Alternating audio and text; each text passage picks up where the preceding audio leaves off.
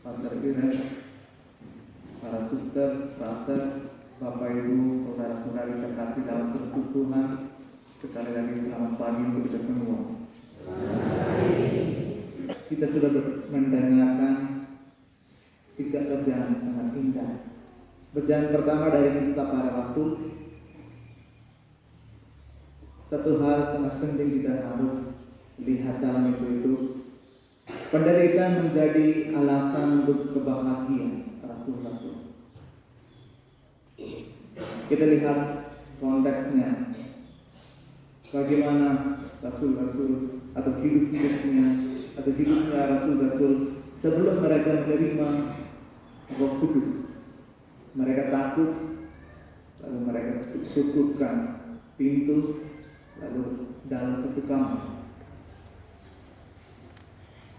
Tapi setelah menerima Roh Kudus, kita lihat mukjizat mereka tunjukkan kepada orang di sekitarnya. Dan yang penting, mereka kuat untuk menyaksikan Tuhan. Mereka mulai beritahu bahwa Tuhan kami yang menderita, yang disalibkan, sudah bangkit. Dan kita lihat di konteks pada hari ini, mereka ditangkap. Orang-orang tertentu di situ ditembak. Lalu ketika mereka dilepaskan, ada katanya di akhir bacaan kita dengar mereka bahagia. Karena mereka bisa menderita, karena mereka murid-muridnya Yesus Kristus.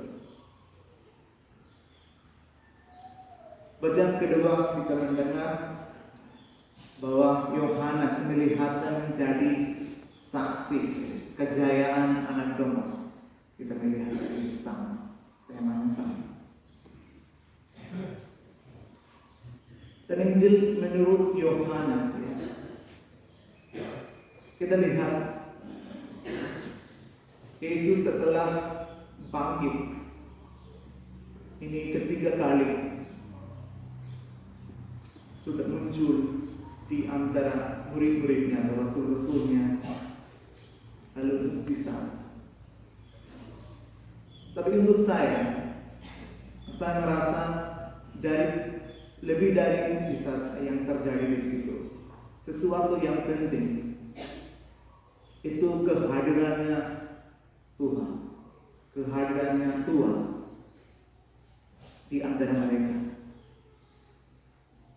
Setelah meninggal juga, Yesus mereka tidak mau tinggalkan mereka. Yang itu sangat penting kita refleksikan. So, yang pertama itu kehadiran Yesus, dan kedua itu kecintaan. Beliau masih mencintai adik-adiknya atau saudara-saudara. Dan ketiga itu kepedulian.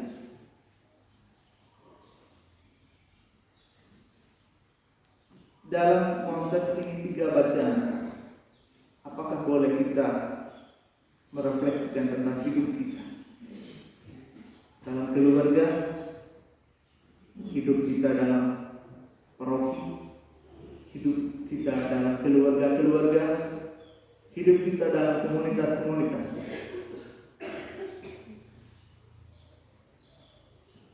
Apakah kita masih bahagia karena kita menderita sebagai murid-muridnya?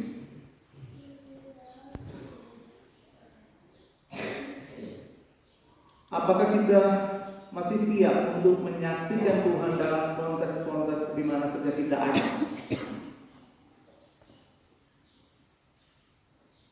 Apakah kita masih merasa bahwa kehadiran Tuhan ada di antara kita?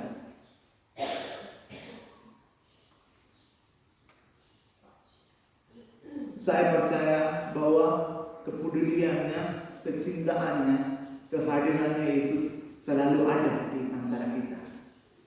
Kemungkinan ada waktunya kita sudah merasakan itu, ada yang tidak juga. Ini semua harus membuat kita menjadikan atau harus membuat kita kuat di dalam kepercayaan. Saya beritahu ini di konteks 20 ya, abad 21 tahun 2025. Kita lihat satu fakta yang sangat penting. Setelah teknologi, perkembangan teknologi, dua hal terjadi di dunia ini. Satu, kepercayaan itu berkurang.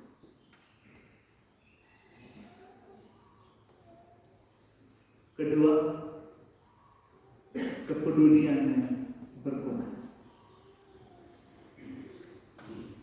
Kenapa kepercayaan? Kita lihat di konteks Indonesia, kepercayaan, sejarah kepercayaan kita atau sebagai Katolik, sejarah Katolisisme ya di Indonesia sekitar 800 Tuhan. Kita sudah mendengarkan 3 bacaan sangat indah. Bacaan pertama dari Kisah Para Rasul. Satu hal sangat penting kita harus lihat dalam itu.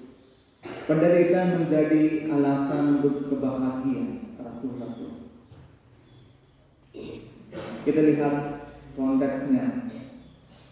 Bagaimana rasul-rasul atau hidupnya rasul-rasul sebelum mereka menerima Roh Kudus. Mereka takut, lalu mereka cukupkan. Kita sudah mendengarkan 3 bacaan sangat indah. Bacaan pertama dari Kisah Para Rasul. Satu hal sangat penting kita harus lihat dalam itu. Penderitaan menjadi alasan untuk kebahagiaan rasul-rasul. Kita lihat konteksnya. Bagaimana rasul-rasul atau hidupnya rasul-rasul sebelum mereka menerima Roh Kudus. Mereka takut, lalu mereka cukupkan pintu, lalu dalam satu kamar. Tapi setelah menerima Roh Kudus, kita lihat mukjizat mereka tunjukkan kepada orang di sekitarnya. Dan yang penting, mereka kuat untuk menyaksikan Tuhan. Mereka mulai beritahu bahwa Tuhan kami yang menderita, yang disalibkan, sudah bangkit. Dan kita lihat di konteks pada hari ini, mereka ditangkap. Orang-orang tertentu di situ ditangkap.